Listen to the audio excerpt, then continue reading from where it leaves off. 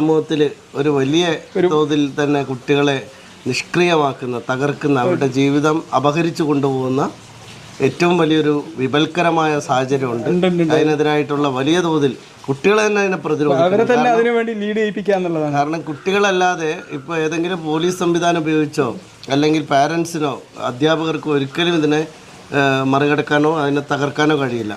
അത് കുട്ടികൾ തന്നെ ലീഡ് ചെയ്ത് അവരുടെ പിയർ ഗ്രൂപ്പിൽ നിന്ന് വേണം അതിനെതിരായിട്ടുള്ള പോരാട്ടം. കാരണം എന്താണെന്നറിയോ, എൻ്റെ ഈ 2-3 ആഴ്ചക്കിടയിൽ 3 കുട്ടികളാണ് ഇതിൻ്റെ മാസ് സൈഡ് എഫക്റ്റ് ആയിട്ട് എൻ്റെ അടുത്ത് വന്നത്.